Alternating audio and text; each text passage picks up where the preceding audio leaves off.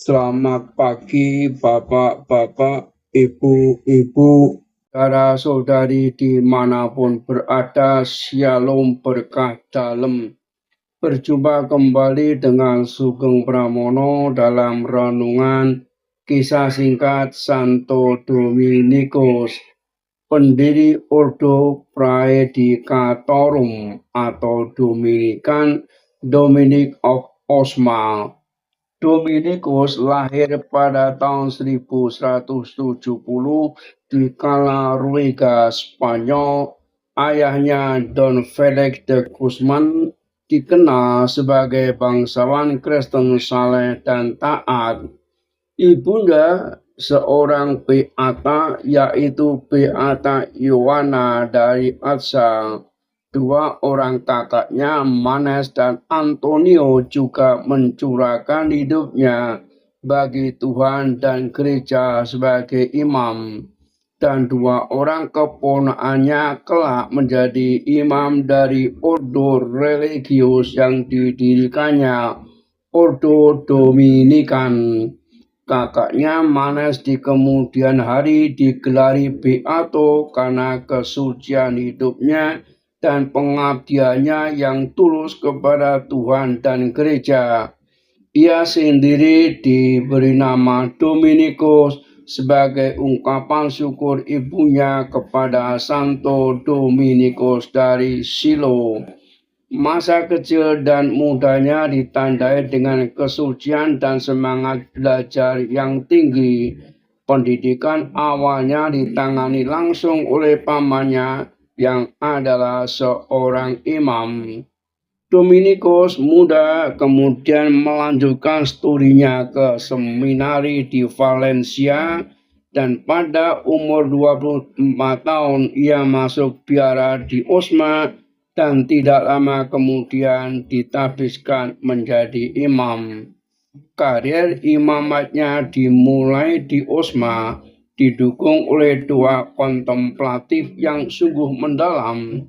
Doa kontemplatif yang melahirkan cintanya yang tulus kepada umat.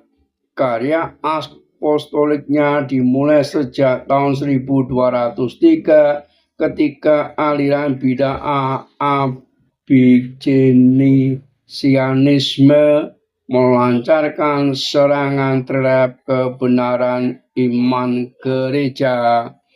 Pada tahun 1214, Dominikus mendiskusikan bersama rekan-rekannya rencana mendirikan sebuah tarekat religius.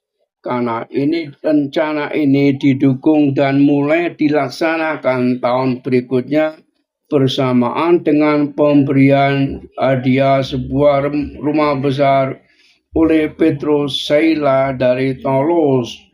Uskup Fulk memberi restunya.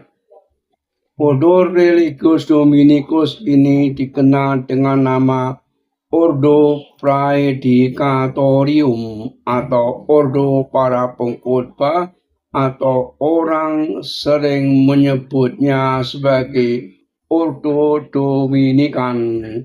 Pandangan hidup yang dianut Ordo Dominikan ini merupakan sesuatu yang belum dikenal pada masa itu. Dominikus menggabungkan corak hidup kontemplatif dengan kehidupan aktif, mewartakan Injil di luar biara, kerja tangan untuk memenuhi kebutuhan biara, belajar, dan lain-lain. Restu Paus untuk berdirinya Ordo Dominikan ini diperoleh ketika Paus Dominikus bersama Uskup Fulk mengikuti Konsili Lateran keempat di Roma tahun 1215. Sri Paus Innocentius III berjanji meneguhkan ordo itu apabila Dominikus sudah bisa merumuskan regula atau aturan hidup membiara bagi ordonya dan memiliki sebuah gereja sebagai tempat misa kudus dan upaya lainnya. Kedua tuntutan Paus ini akhirnya dapat terpenuhi.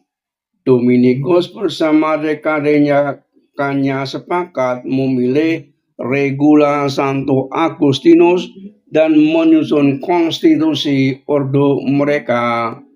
Uskup Fulk mempercayakan gereja Santo Romanus di Toulouse kepada Dominikus. Di samping gereja itu, Dominikus mendirikan rumah biaranya yang pertama. Dominikus seorang pengkhotbah ulung, sementara Santo Fransiskus dari Assisi seorang mistikus suci yang rendah hati. Mereka berdua adalah permata gereja yang tiada duanya. Kedua ordo mereka yaitu Dominikan dan Fransiskan sampai saat ini dan telah membantu umat Kristen agar hidup lebih kudus. Dominikus tutup usia di kota Bologna pada tanggal 6 Agustus 1221 setelah menderita sakit. Kesucian Dominikus sungguh luar biasa.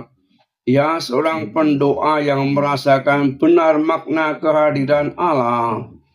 Santo Dominikus dinyatakan kudus oleh Paus Gregorius ke-9 tahun 1234. Perayaan 8 Agustus lahir tahun 1170, kota Asa, Calauroica, Burgos, Olcastel, sekarang Spanyol. Wafat 6 Agustus 1221 di Bologna, Italia oleh sebab alamiah. Kanonisasi tahun 1234 oleh Paus Gregorius ke-9. Salam peradaban kasih, terpujilah Tuhan. Amin.